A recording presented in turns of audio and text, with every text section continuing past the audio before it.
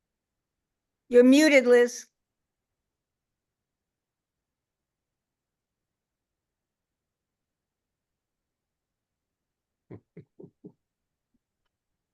I'm You're back. sorry. I'm sorry. Okay. Okay, let's go again. Okay. But now, my cousin Hamlet, and my son, A little more than kin and less than kind. how is it that the clouds still hang on you? Oh, not so, my lord. I'm too much in the sun. Good Hamlet, cast thy knightly colour off, and let thine eye look like a friend on Denmark. Do not for ever with thy eyelids seek for thy noble father in the dust. Thou know'st 'tis common that all that lives must die, passing through nature to eternity. Ay, madam, it is common. If it be, why seems it so particular with thee? Seems, madam. Nay, it is, I know not seems.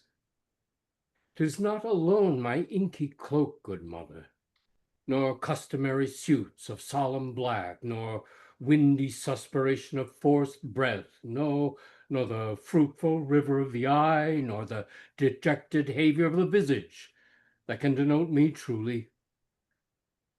I mean, these indeed seem, were their actions that a man might play,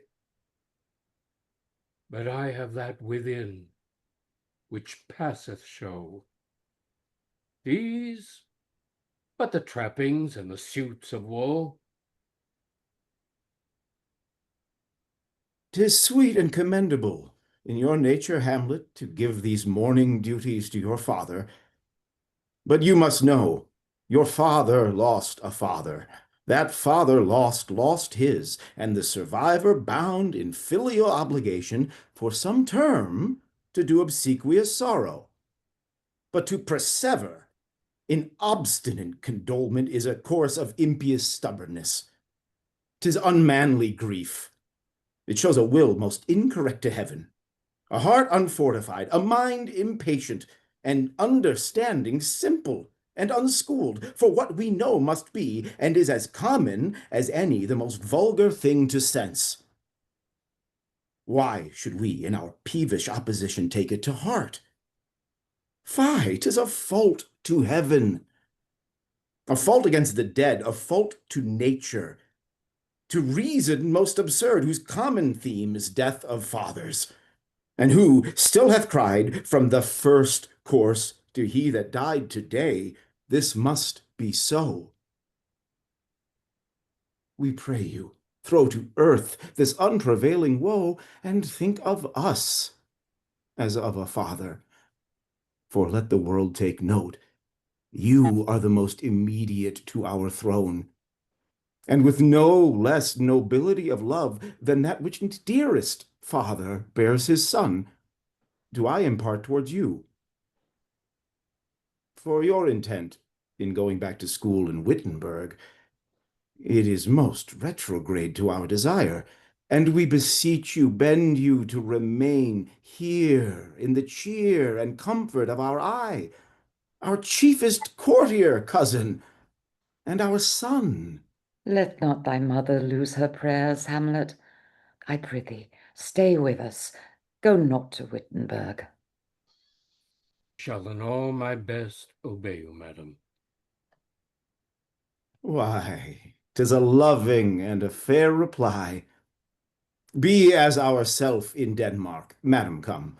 This gentle and unforced accord of Hamlet sits smiling in my heart, in grace whereof no jocund health that Denmark drinks today, but the great cannon to the cloud shall tell, and the kings rouse, the heavens shall bruit again, bespeaking earthly thunder. Come away. Okay. What do you guys think? I had one thought that Yeah. when I come in at the end, when he's done this lovely speech about welcoming him, he's going to be his son, that I really try to reinforce that with being very positive about it rather than, I'm very much behind what Claudius has just said. and I'm trying to support it.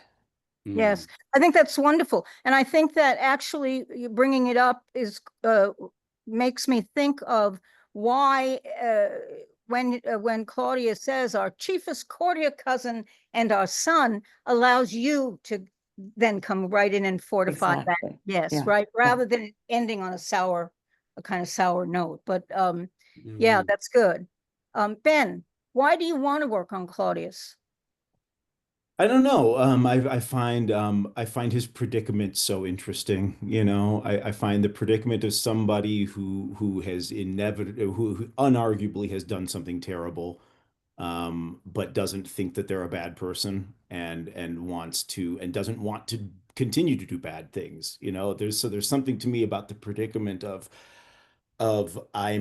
I did this for a reason. I did this because I'm the right man for the job. I did this because I have what I want. I have all I want now. I'm not going to do anything else, and I just need to get everybody facing the same direction.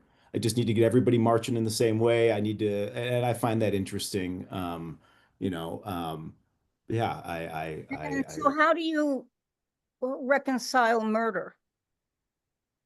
well, I don't think Claudius does. And I think that to me is the fascinating part of the character is how do I reconcile, you know, can I repent the terrible thing I did while still retaining the benefits of the bad thing I've done? And so I find that to be, um, I don't know, I find that to be an interesting place from which to have to speak the lines he speaks and do the things he does, knowing that he's got this black stain, you know, and visually Hamlet is literally that black stain in front of him right now, you know, this blot that you know, and I find this sort of descent, you know, maybe you know, Shakespeare did it over and over again, but you know, with other characters, this sort of like, I'm just gonna do this one bad thing, and I'm not gonna do anything else, you know, and then leading to more bad action, you know, one thing bringing on another. I find that so interesting. So I like the idea that he is somebody, or maybe I don't like the idea. Sorry, I don't want to force it into an idea that I like. I'm responding to a guy that I do see seems to be good at everything he's doing.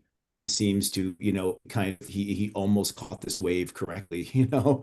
And maybe if he had sent Hamlet away, maybe I don't know. But I find that I find myself so easy to root for the heroes. I always find myself so fascinated by the flawed people, and I find him very flawed. You know?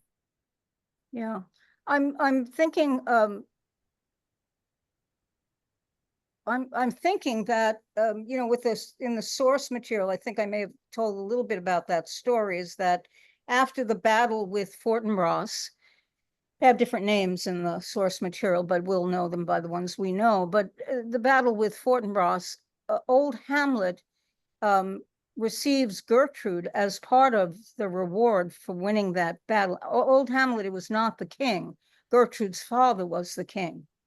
And so to thank Hamlet, he gives Gertrude to that Hamlet character as his wife.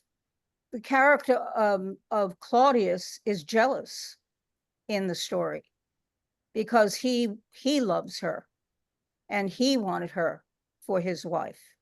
And the reason I raise this is because we don't have Claudius's history in the play, his history with Gertrude. But I think that if we take the lines that we will hear in the prayer scene of the three things that he did it for, Gertrude, the crown, and his own ambition, then you can follow that train that you're on, because you're not, what I'm hearing from you is you're saying it's not a dastardly, willful killing that I wanted to get rid of this guy. It was something that needed to be done for you to achieve what you needed to achieve. I think that it's not just a bad day. It's the idea of wanting Gertrude that much and wanting the crown that much, that the only way you could get it would be through the death of your brother.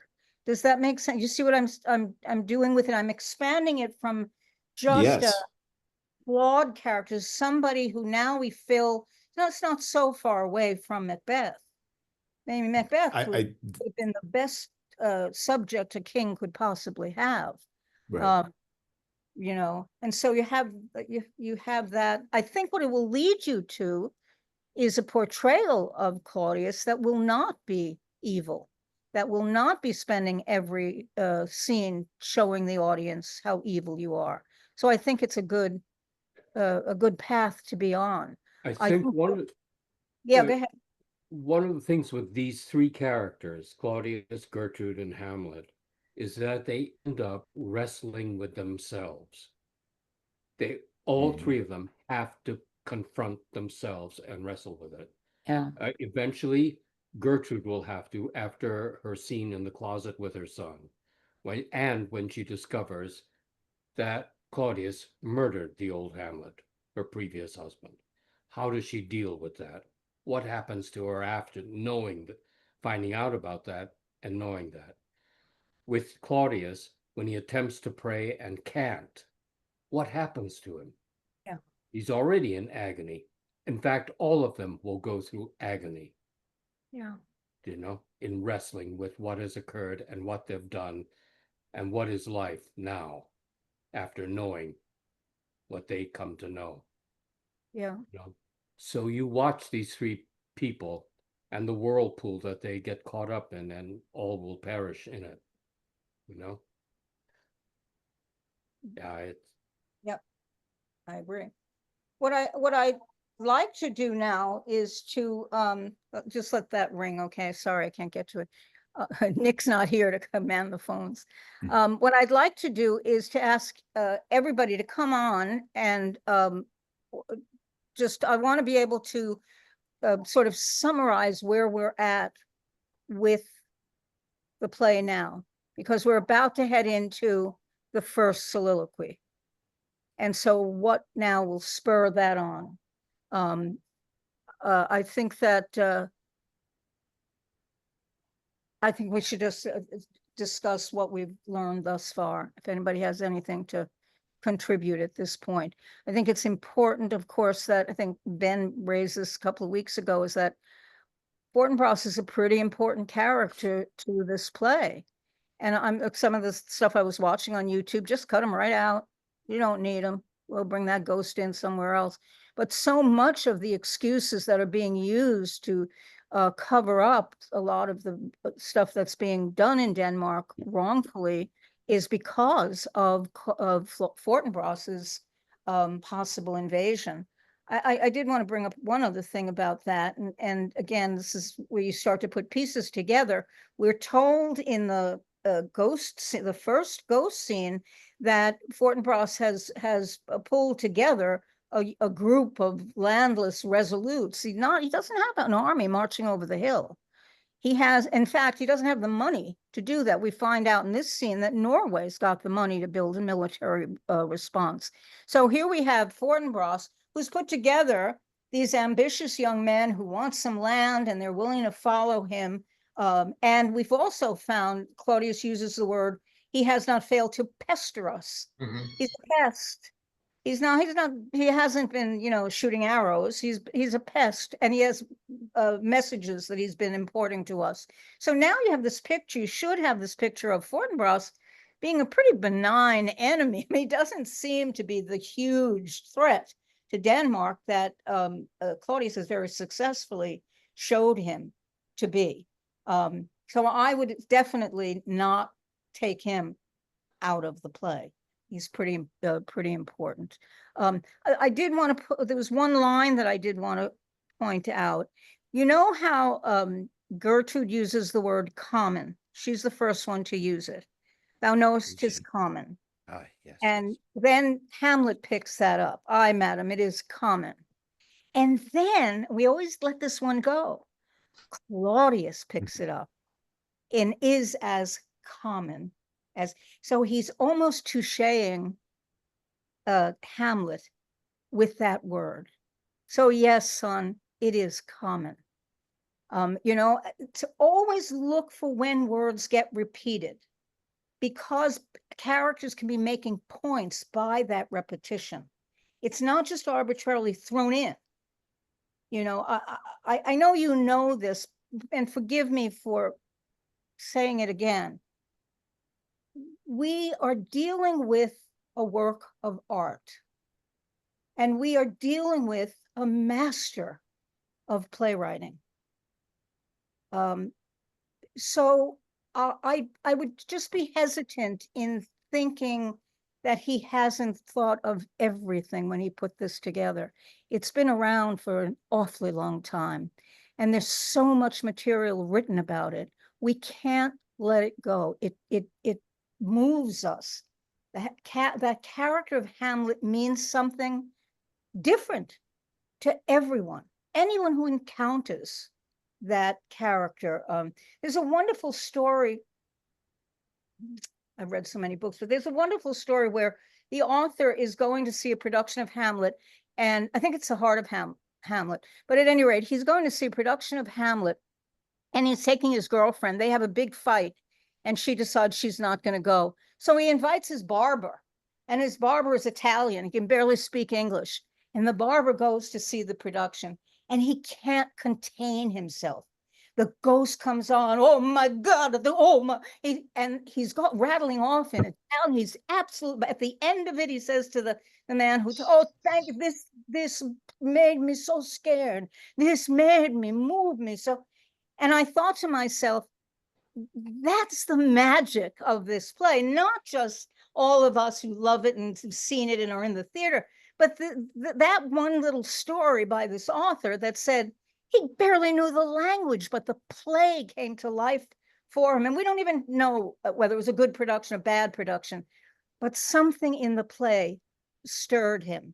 And I think it was Aristotle who said that a tragedy has to have fear and pity. You must feel fear and pity.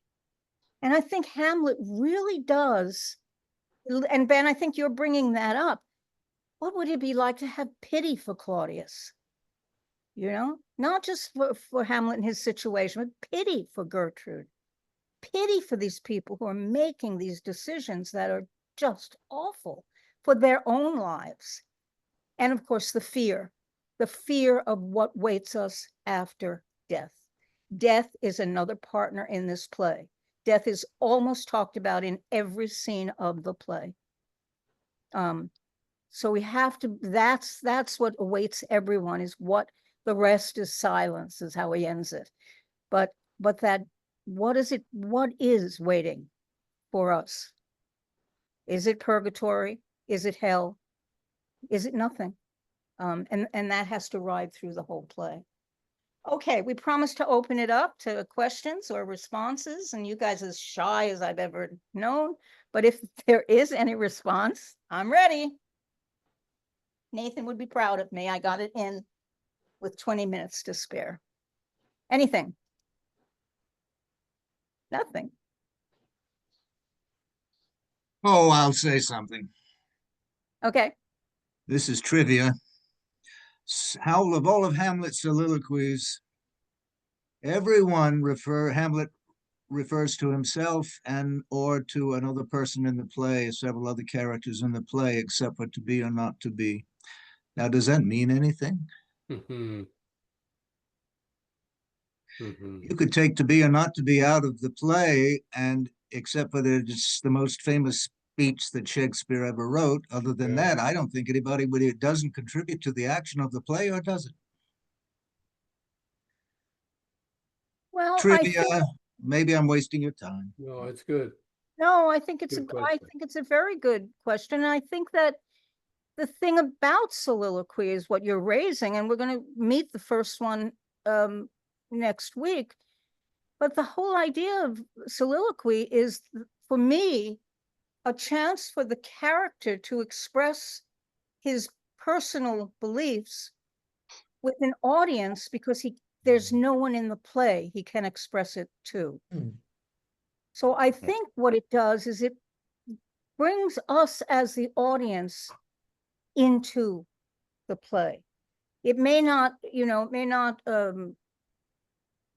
affect the action, moving forward with it, but I think it's so important for a character. I think Iago has that same importance. So it doesn't have to be a loving character like Hamlet. I think any character that stands outside and talks to the audience almost makes us feel obligated to respond at some point in the play because we're in on the innermost feelings of the character. It's really a That's brilliant just my feeling. device, isn't it? Yeah. The Yeah, soliloquy. it sure is. Yeah. You know, it just takes Yep.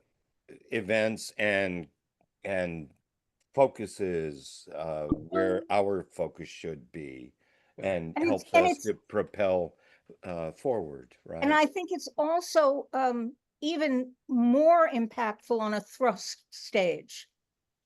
You know, I mean, that's what this was written for. And so Because of I that, remember, and yeah. I certainly remember from APT, those moments where you had to speak to that audience, and you felt them right there. It was you and that, it wasn't just you doing your own private little And they moment. would sometimes speak back, you know, they would Yes. call back to you, and I found that incredible. Yeah. You know, Lee and Randy, I'd be curious your on this only because Jim, you brought up the to be or not to be speech.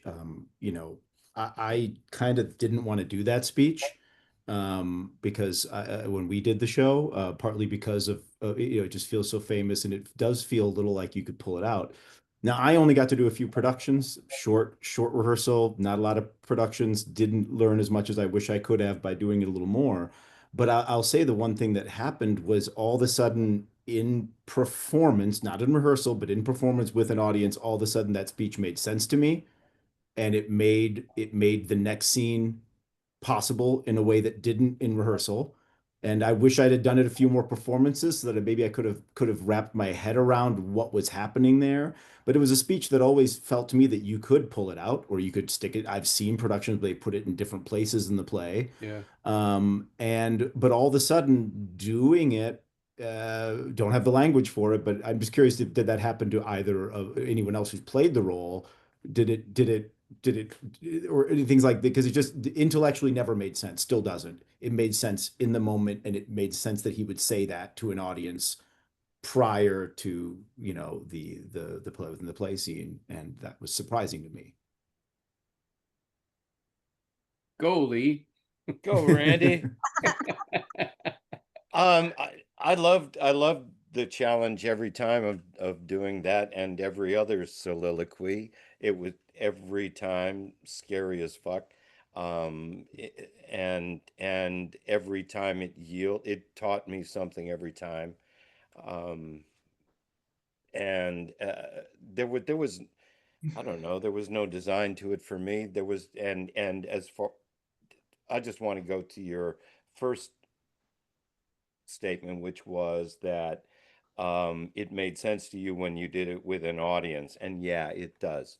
I mean, it because it is a soliloquy is a sharing experience, I guess, and so unless you're sharing with somebody new, it just becomes you're practicing something, um, you know. But then when you get in the midst of these ears and these minds and these hearts and souls and spirits, and you say, you know, you conduit those words, those thoughts, you feel the connection. We always say, you know, it's the playwright, the actors, and the audience, and no more true version of that than when it's in the isolation of one and the many, right?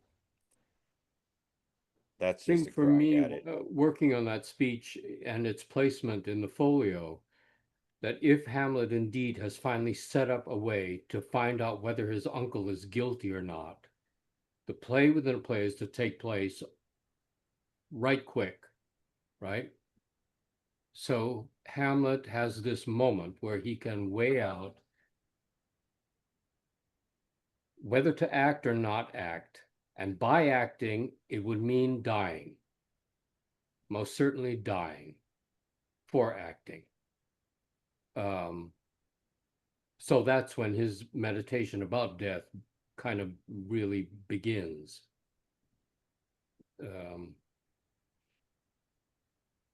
And how, I don't know, the placement of the speech and how it works given the circumstance that the character finds himself at that particular moment. Because immediately following that, he has to confront Ophelia. you know, and that must throw him for a loop. And then the play within a play.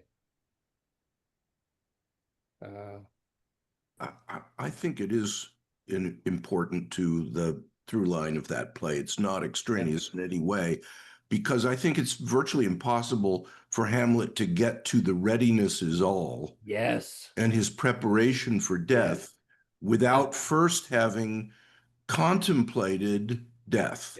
Yeah. And for me, those two moments require one another. Yes, you're right. You're right, Sandy. Absolutely, they're linked. And I think each one of them, Sandy, on top of it, I think each one of them calls for Hamlet to take an action after that. So it's not, it doesn't die there. It's just not just here are my thoughts and now I'll move on. It's connected. I know when Randy did it, and I think it was mostly at the Guthrie where we started and we added at APT. You did it with the sense of the next thing you had to accomplish. So it was not a suicide speech when we did the speech about suicide was the first speech, the soliloquy we're going to look at now. But Hamlet, Randy's Hamlet was way past that by the time we got to be or not to be. And I remember, that's why I'm so struck with the slow versions of it. When he did it, he came out and it was so to be or not to be. That is the question. He was engaged in am I going to move forward with this? It was a disturbance that he had in him, not a contemplative, I wonder, should I do this or this? It had much more action behind it. But that, I think that's very, very true about all the soliloquies, you know, and I think getting to that last line is what we're talking about. The readiness at all, or even the rest is silence, is that journey that he has to take. It changes every step of the way. He had no intent. Well, we'll get to it. I was going to say talk about killing of Polonius, but that's, you know, that's all I had. Oh my God, there's so much coming up. There's so much. There's Massive so much coming up, and tapestry, we've only in the massive. second scene of the play. And you know, I'm telling you, you could take every line and find some little something about it that would just open, and you think, oh, is that possible? And for instance, when you talk about Voltimand, many of the Danish kings carried the name Voltimand, or something that was similar to that. So you mean you read that now? Is that just an interesting little piece of information, or did Shakespeare decide I need a Danish influence here? I don't need the Latin Horatio or Polonius. I need a Dane, you know. But I don't know. But there's all that information that's out there, and it's wonderful. I find it exciting. I mean, Randy's ready to throw something at me, but although it'll be a book, I can tell you that, because every time I bring something up, he'll say, "Wait, hold that." And then he'll go get a book about it. And now next to the bed is about 15 books on Hamlet that we had to dust off and start looking at again. But it's all good. It's wonderful. So can I great. just say something? This is sidebar, and I just want to make sure it's very clear that when I made any comparison to Folio punctuation, spelling, etc., versus Skinner, etc., I was not juxtaposing in that kind of way, in an adversarial way. I was looking at them as separate ways of apprehending this, and I'm learning from that. I think they're both incredibly valuable. So yeah. I think it's true of scansion too. You know, for the longest time, we stayed away from it at APT. We were Folio through and through. You know, we were young. But then I told Sandy Robbins that a student came to me and said, "Annie, they want me to scan this. Can you?" She was British. She didn't know how to scan. She thought it would be just so insulting. And so I thought, oh my God, I better learn something about scansion. I'm teaching her. And so then I went on that, you know, journey, and it's equally wonderful. It's when it's just looked as a technique, and it's not engaged as a tool to play with, to bring the play to life, then you run into trouble. But I think there's so many of those valuable tools out there. Yeah. Good. Okay. All right. All right. So you guys like when I summarize, or do you know it well enough and we can just move on and forget my emails and you'll just deal with what we've learned? I just want to keep linking everything together. That's the only reason I do it. So we have it in front of us before we head into the next scene. No, I really enjoy the summarizations. I think it's a nice reminder of what we have done the previous week. Okay. And it's kind of like a Enjoyed the springboard summary. for the next scene. Please continue. Yes, Annie, please. can I just ask you, I tried doing a little more than kin and less than kind, much more not so hidden away, not as an aside, but an out and out response to his son, you know? So how did that work for you? Oh. Is he asking me? Oh, Yes, I'm asking you, Annie. It didn't work for me, Okay. but I didn't know I didn't know exactly what you were going for, because we had just had the discussion of cutting him out, that this became more engaged. And so I wasn't able to sort of look at it and see what is Hamlet doing in that moment. Well, I was trying to retort to Claudius's line without mincing words about it. And here's my uncle asking that I look at him as my father now. And just saying, yeah, a little more than kin, but we're not alike at all. Right, but you did bring that, just the way you said it just now, and then there was an antagonistic quality to it, which made me feel you wanted to engage him. And that was where I wasn't sure that I thought that's what was happening. May I say something? I thought it was a good idea. And you're going to a line later say, "Not so, my lord, I am too much of the sun." Right. And if you make son a pun, yep. I think it follows very much from a little more than kin and less than kind. Yeah. It's more, I mean, I just have to be very honest about it. What it did for me was it made him older. Gotcha. And that's what well, made I am that. I know that. And that's why I didn't know if it's okay if it's a mature Randy. I gotta find a younger way. A couple of us are. Yeah, that's kind of what ultimately I found about it. But Okay, again, I just have I think we all know it. Those are the two lines that so much has been, because it is a pun, because it is. Yeah. It's not direct. Yeah. You know. So I think we should all contemplate it, look at it again. We're going to see a lot of that in the play. And you know, when you think about it, isn't it when we stop the music and just look at that first thing that he does structurally, it's playful in a sense. You know, it is facile, it's flexible, it's because smart, there's time to be sad. There's a Yeah. time to go into mourning for him. Right. But just because you're in mourning doesn't mean that every second of your behavior is mourning. You know, you can laugh at one moment, even though And I'm you're not suggesting necessarily it should be comical, but it's mutable, you know. We also know it. Randy, listen to me for a sec. Randall, what do you want from him in delivering it? So it's not about here's how I'm going to deliver it. What do you want? What's your expectation of what you want for him, how to respond to that? I want to set it right that he's my uncle and I'm a nephew. I'm not a son. So do the line right now. Can you do that for me? A little more than kin and less than kind.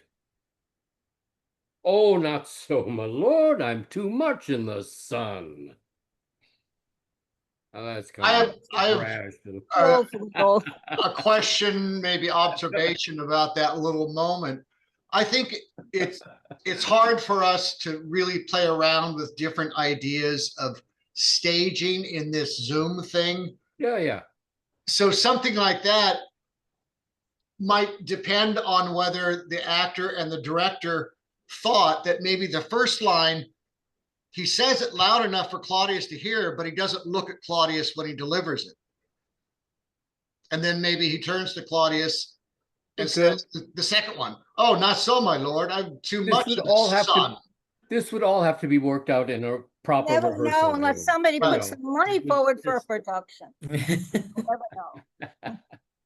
All right, it's time, and I Oh. love having you all here. Hope you can continue with us as we move forward. We move now, of course, into that soliloquy, and if we're Yeah. we're And we're all having going to get a these chance to do it. lines, All of us. Randy said to me, "You should really work with me first, and then you can work with everybody else." I was And wondering if you guys were cheating. Yeah. no, I didn't work with him, did I?